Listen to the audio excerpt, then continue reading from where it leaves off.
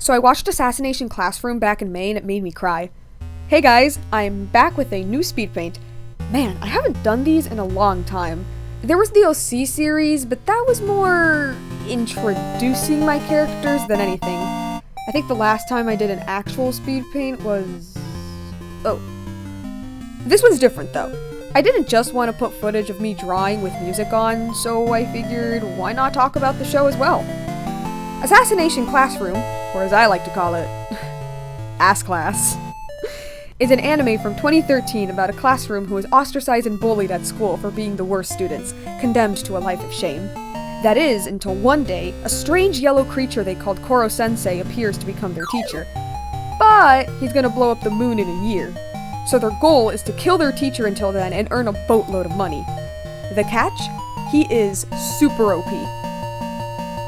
And he's a genuinely amazing teacher who cares about his students and wants them to excel.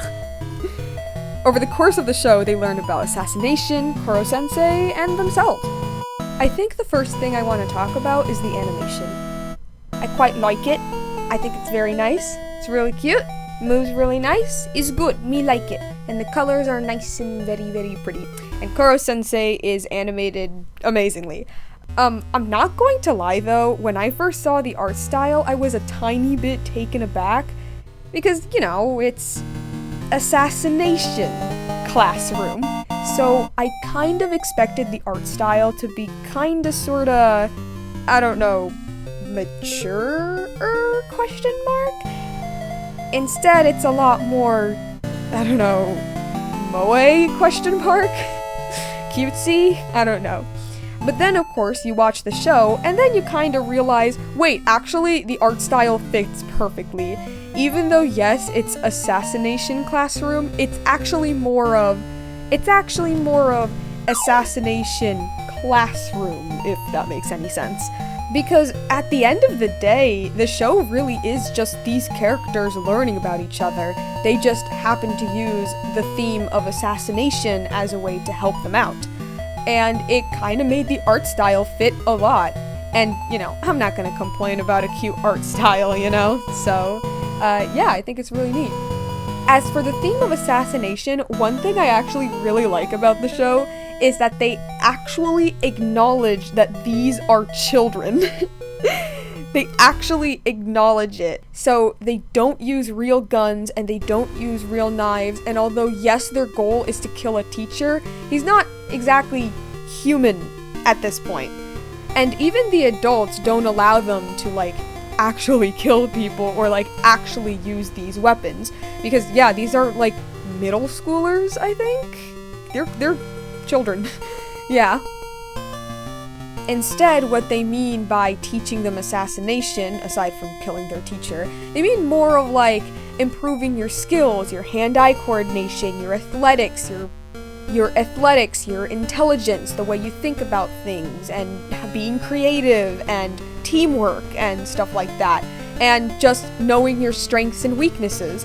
And I think it's really interesting how they use something like assassination to teach these kids, and it's really, really interesting. I kind of sort of wonder if it would actually be effective in real life. Probably not, but it's something that I thought about. But yeah, no, it's really creative how they were able to do that. Also, as a side note, the art style reminds me a lot of Madoka Magica, and now that I think about it, it just fits even more. Because the show is about the students improving, it focuses heavily on all of them. You'd think only 2 seasons wouldn't be enough to focus on every single one of them, and you're right, but the few the show does choose to focus on excels at it. I say the main students are Nagisa, who's our protagonist, Karma, Kayano, and even Gakushu, despite not being from the same class. They all have arcs that span throughout the whole series, and even though they don't become different people per se, it's a delight to see the small changes in their personality, slowly becoming more humble or confident. The side students, of course, don't get that level of focus, but most of them get at least one side story to themselves, showing their struggles and developments, and they even get a moment to shine in the more action-heavy episodes. And for minor students, even though they have even less focus, they're still constantly interacting with everyone, showing their personalities and their growth, even if it's minimal. Because of this, you truly feel like you're spending time with these kids in a real classroom. It honestly amazes me how they were able to fit so many characters in only 2 seasons and still make me care about all of them. Also, Isogai's best boy. I love him so much. There are some adult characters in the show as well. We got Karasuma, he's a cool, serious guy. Oh, and Yelovich. She's the hot one with big boobs. She can be kind of annoying, not gonna lie, but she can be funny and they make fun of her sometimes. There's a slew of professional assassins, some cool, others not.